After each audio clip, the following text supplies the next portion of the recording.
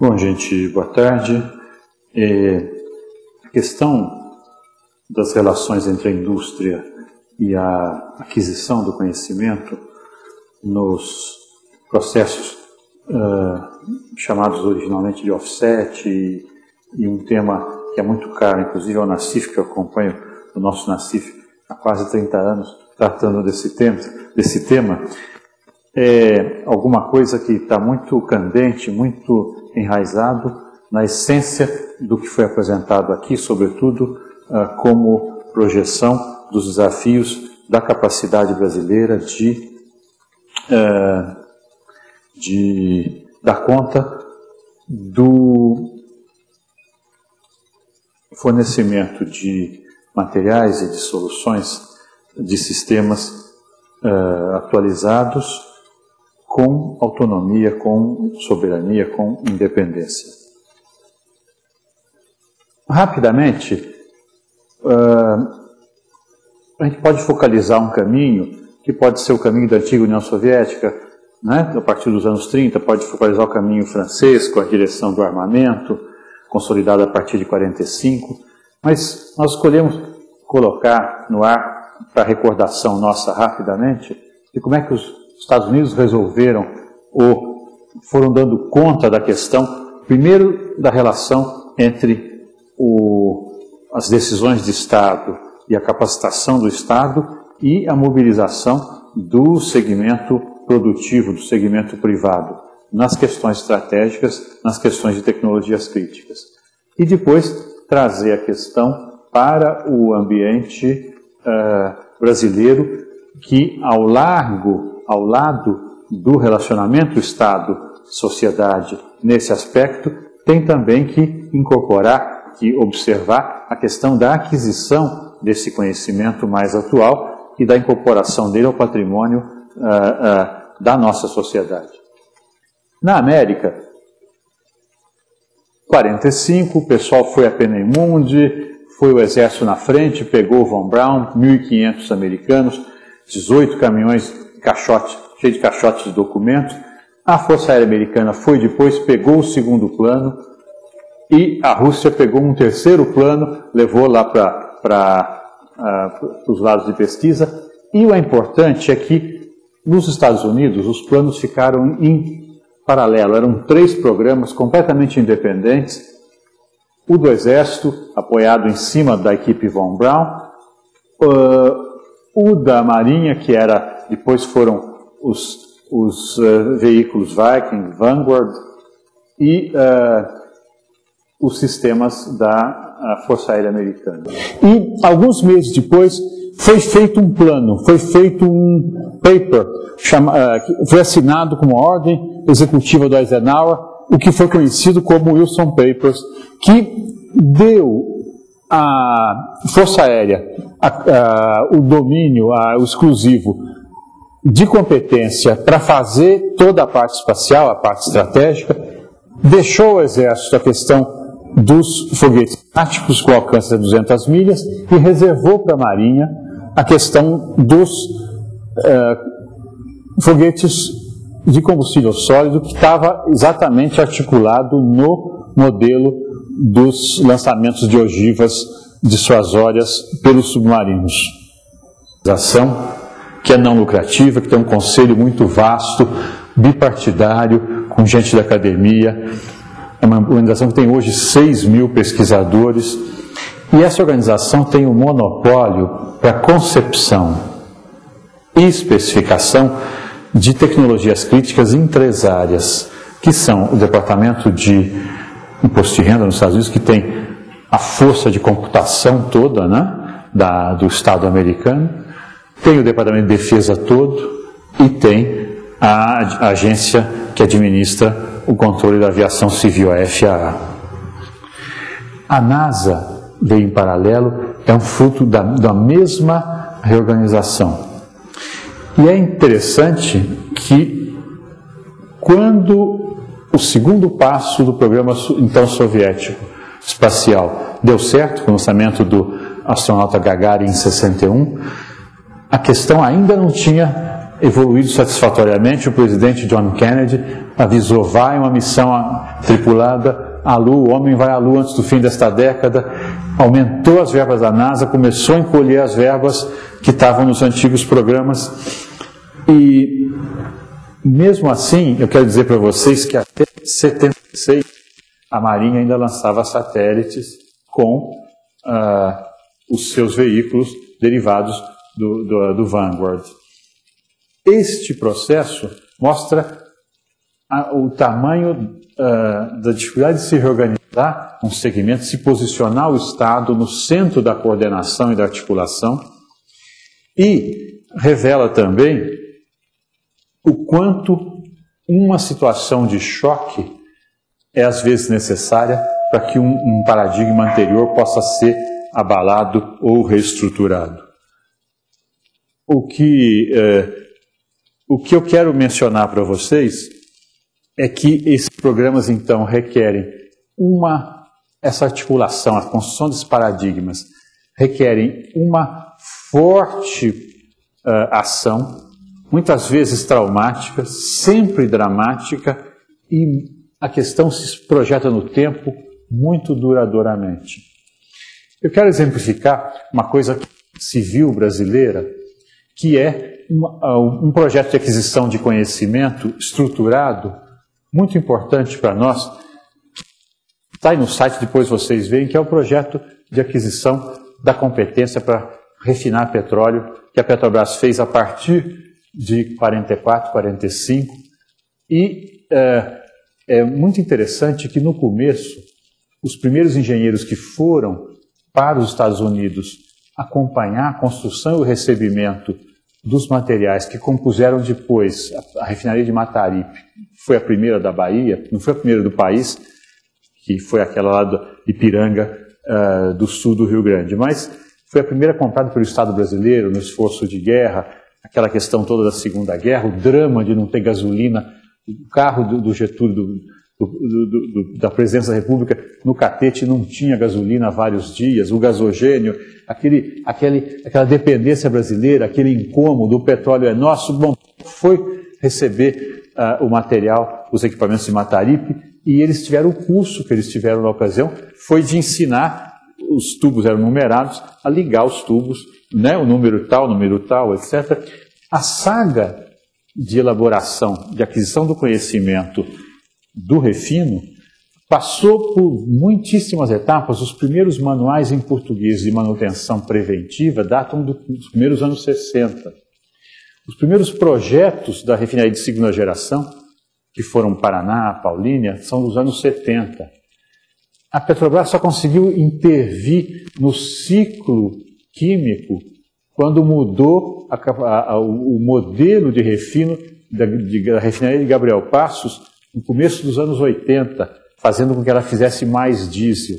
E só na década de 90 que as refinarias, sobretudo a começar aqui da Revap, do Henrique Laje aqui de São José, foi totalmente repotencializada para usar o petróleo pesado da Bacia de Campos.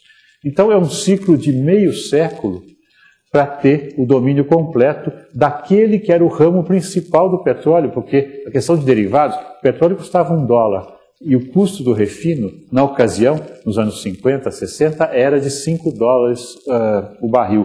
E o custo no Brasil, isso era o benchmark global, o custo no Brasil era de 10, era o dobro.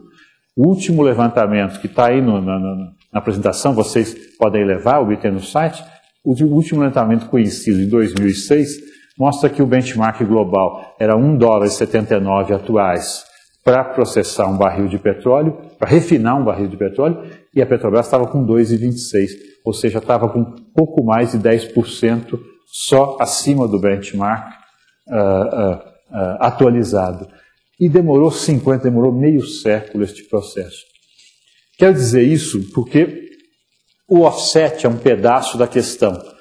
A chave, do ponto de vista da nossa experiência, é que o offset, sim, é indispensável. Agora, o offset articulado, que a gente chama on the job, desde o primeiro contrato, é preciso ter o brasileiro colado lá, contratualmente. A nossa experiência, quando foi a Força Aérea Brasileira fez muitos passos importantes no sentido, desde a constituição do ITA, do CTA dos anos 50, para lançar esses programas de absorção de conhecimento nesse grau de complexidade e de tecnologias críticas. E a decisão, no fim dos anos 70, adotada em 81, a partir de 81, de trazer para o domínio brasileiro todo o controle de tráfego aéreo, gerou um esforço. Nos primeiros anos, os brasileiros que foram para a França, que detinha os contratos originais, passaram um ano só cumprimentando no fornecedor, bom dia e boa tarde. No segundo ano receberam uns trabalhinhos de fazer programa. A última transferência, a transferência do último gomo de programas que eram franceses ainda e são totalmente brasileiros, foi completada agora em novembro, está inaugurada, está funcionando lá no Sindacta 4 e vai ser inaugurada publicamente aí no começo do ano numa festa. Completa-se um ciclo de 28 anos de aquisição desde o primeiro contrato. Então, a Petrobras, 50 anos. O tráfego aéreo, 25. Há uma curva de aprendizado desde que esse programa se faça on the job, se faça dentro no primeiro contrato. No CIVAM, a aquisição do conhecimento foi feita completa em mais ou menos 6 anos. E no programa mais recente, que está terminando agora, esses dias, em Madrid, que é dos aviões patrulha novos de longo alcance da Força Aérea, os sistemas de missão foram todos adquiridos e estão sendo desenvolvidos por brasileiros já em menos de 3 anos. Então, essas curvas de aprendizado indicam a importância, primeiro, da continuidade, segundo, da longevidade dos planos, terceiro, da consistência e quarto, da imposição pelo Estado brasileiro, além do conceito do offset, da maneira como esse offset vai ser capturado, executado e tornado prático. Não basta só prever o offset, porque senão o brasileiro que vai lá eram itianos excepcionalmente bem dotados, formados, iam lá e eram cumprimentados. Bom dia e boa tarde, às 7 horas da manhã e às 5 da tarde, num subúrbio de Paris. Eu conheço bem um deles, que é meu amigo, e que estava lá e que está conosco até hoje. A ideia de que essa pessoa tem que estar instrumentalizada por uma imposição do Estado brasileiro, de que o offset se faça a partir da experiência acumulada nesses casos, nessas curvas de aprendizado, é essencial para que alguma coisa que é um desejo do Estado se materialize.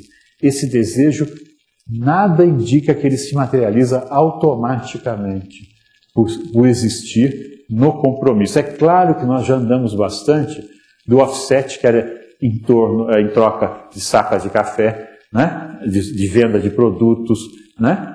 Um ou outro offset desses ainda acontece recentemente, está acontecendo, vinha acontecendo, aconteceu no caso dos helicópteros de combate, agora que o Exército e a Força Aérea compraram da Federação Russa, é um offset antiga, em troca de mercadorias.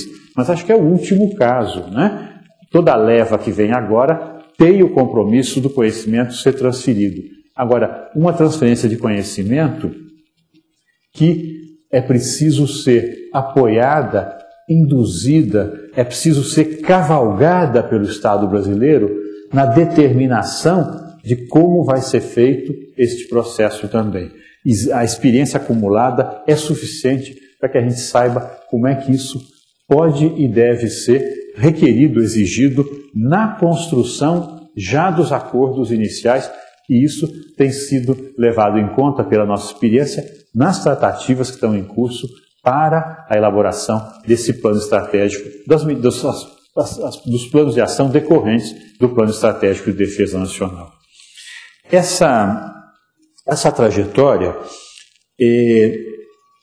vejam bem, o Brasil arrancou da Segunda Guerra com as Forças Armadas muito conscientes do que significava a distância de conhecimento. A própria sociedade com o desejo de fazer o Brasil andar mais depressa. Os conceitos que foram impostos, a própria doutrina via Escola Superior de Guerra a partir de 48, vieram em cima da construção do que se chama ciclo completo do conhecimento, né? Da concepção, especificação até o desenvolvimento. Isso foi sendo atravessado positivamente, não é? Até os anos 70, quando isso estava funcionando, estava adquirido, né? O caminho da Marinha na questão dos reatores, dos propulsores a combustível nuclear para os submarinos, e isso andou construtivamente, sabendo todos nós que são décadas que são necessárias. Agora, quando o Estado brasileiro quebrou, a partir de 80, 81, as bases, os primeiros degraus, que são os mais difíceis desse ciclo do conhecimento, que são a concepção e a especificação, foram quase que integralmente abdicados. O que foi retido foi do desenvolvimento para frente. Isso não foi só na parte de defesa, tecnologia militar, foi também, em muitos aspectos, nos trabalhos das companhias de engenharia ou de consultoria que atendiam a vários ângulos do mercado civil, construção naval, etc, etc, etc.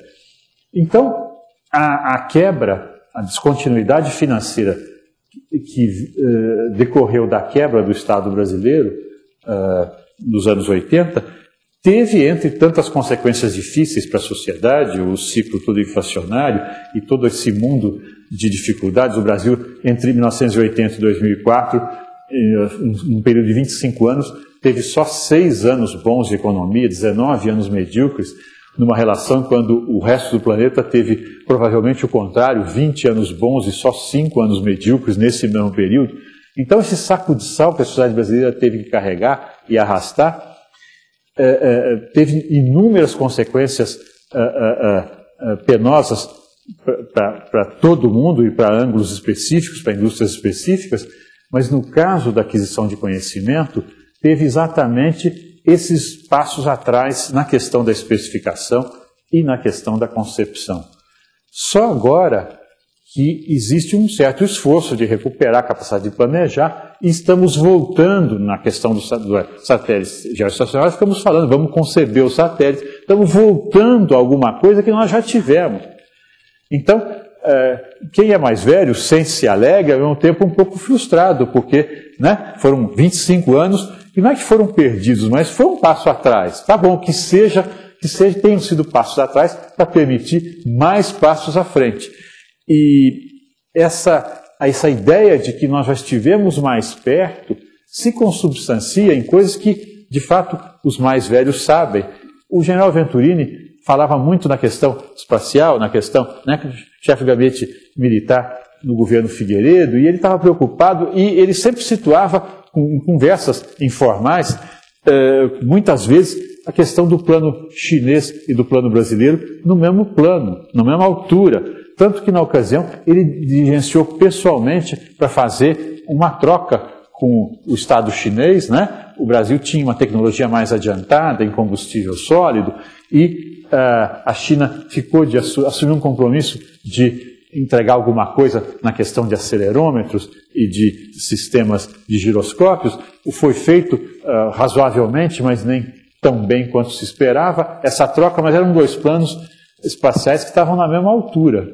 E a China já teve a missão tribulada, já voltou, e o Brasil está lutando, nosso país está lutando para fazer o VLS, para ir agora para ter um veículo capaz de lançar um satélite geoestacionário, que é um marco importantíssimo nessa sequência. Isto está sintonizado exatamente com esse aspecto desse recuo que houve, e a questão, quando nós estamos prontos para dar os passos que estão desenhados agora, claro que a gente precisa sublinhar mais a questão de continuidade, de persistência, para não ter outros recuos, ou Tá bom, de vez em quando vai dar um soluço, mas não precisa voltar para trás, né? Vamos aproveitar essa experiência. Agora, o fato é que nós temos hoje, no nível da aquisição do conhecimento, um status, uma situação que não está à altura da realidade econômico-social do nosso país. Esse recuo é um handicap, é um peso que a gente tem que carregar, é uma bola de ferro amarrada na perna, que é preciso ser superado. Isso é importante porque nos próximos anos, na nossa concepção, o Brasil, a Rússia, alguns países que são vencedores muito, obviamente, visíveis do processo global que decorre da urbanização da Ásia, vão ter meios materiais mais importantes do que o hábito ou a tradição nossa com relação ao período vivido nesse último quarto de século. Isso implica em que os desafios para a sociedade brasileira serão crescentes em relação à realidade material, não é? Estimativas razoáveis indicam que, em termos nominais, o PIB brasileiro vai ultrapassar o da Alemanha entre 22 e 24. Claro, a Alemanha, 1/3 da população, será 3 vezes mais rica em termos per capita, em termos de conhecimento, mas nominalmente o Brasil vai passar o PIB da Alemanha entre 22 e 24. E vai ter responsabilidades compatíveis com esse PIB, com esse tamanho dentro do ambiente global. É preciso que esse planejamento tenha isso em mente, primeiro. Segundo, é preciso que a sociedade brasileira seja desafiada a trabalhar esses conceitos olhando para adiante. Não adianta olhar no retrovisor, que foram esses 25 anos em que nós tivemos um desempenho predominantemente medíocre, enquanto o resto do mundo progredia a taxas aceleradas. Se nós formos planejar os próximos 25 anos olhando no retrovisor, nós vamos ter uma concepção inadequada, excessivamente modesta em relação aos desafios que a sociedade vai ter como um todo, não é só na aquisição do conhecimento em particular. Então, nós estamos exatamente confrontados com o desafio de olhar para adiante e não de contar com a experiência do retrovisor. Essa questão pode ser articulada como, digamos, aspectos de síntese numa visão que nós temos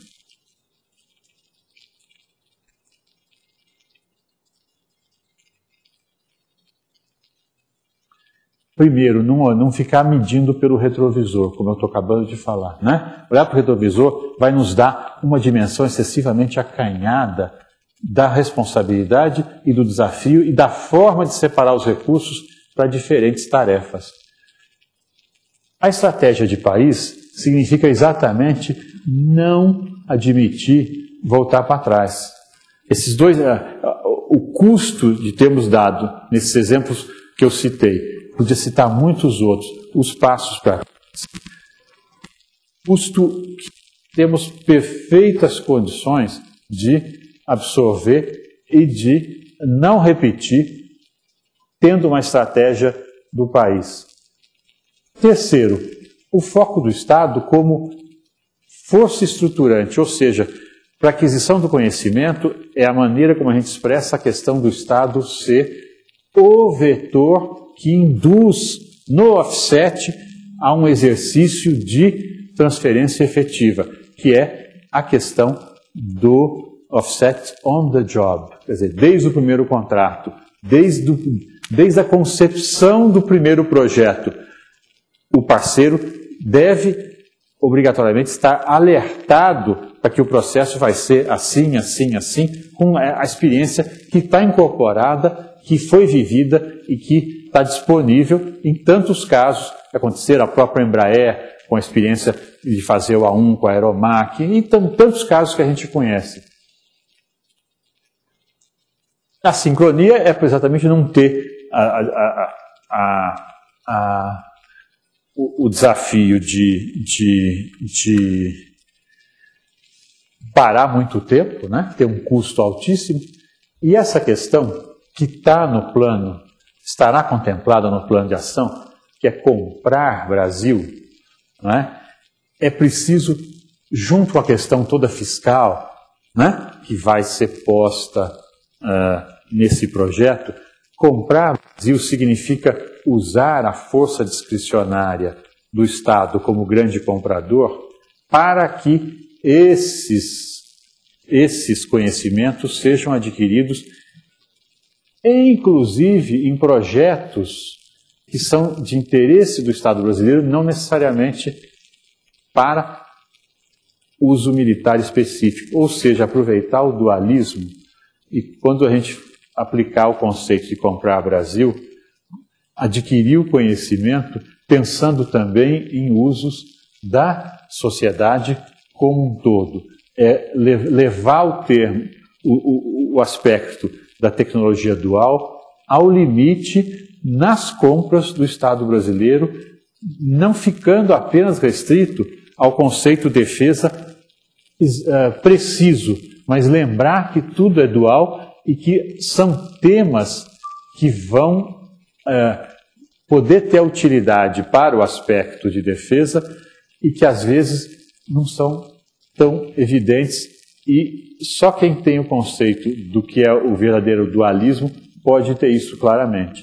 Eu menciono especificamente na questão da comunicação a crescente demanda por bandas cada vez mais largas que podem estar em projetos que estão de uso das comunicações comerciais e que podem vir a ser muito úteis do lado de defesa para as atividades específicas, se e quando isso for necessário. Finalmente, eu quero deixar com vocês, só para encerrar, um conceito que é muito importante, a nosso ver também, para a nossa reflexão. Nós estamos falando hoje de uma questão nuclear, com respeito ao Tratado de Não Proliferação, que o Brasil é signatário, etc, etc. Está tudo certo, é assim mesmo, está na nossa Constituição, ok. Só que na discussão, na vida real da diplomacia, um dos temas mais intensamente discutidos hoje é quem é que vai quebrar o TNP. Não é? O TNP não é mais considerado no ambiente diplomático uma aquisição definitiva. E não é isso por causa da Coreia do Norte ou do Irã, mas é por situações de signatário A, B, C, tem encrencas específicas. E, portanto, nenhum arranjo global é definitivo. Nós frequentemente esquecemos disso porque nossa última participação num conflito que mudou paradigmas data a decisão é de 42, né, de entrar na guerra contra o eixo. Nós temos 3 gerações em que a questão não faz parte mais do cotidiano de preocupações de nenhum horizonte, seja do setor público ou da sociedade como um todo. E os arranjos institucionais são provisórios.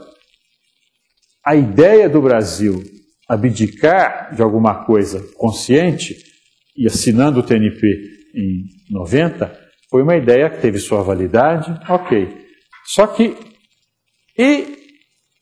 no caso C, ou como gostam de discutir os diplomatas, quando a TNP for sepultada, como é que a sociedade brasileira reagirá? É claro que o esforço contra a corrida armamentista ganhará ímpeto com a nova administração americana, que vai tentar restabelecer o soft power, ok.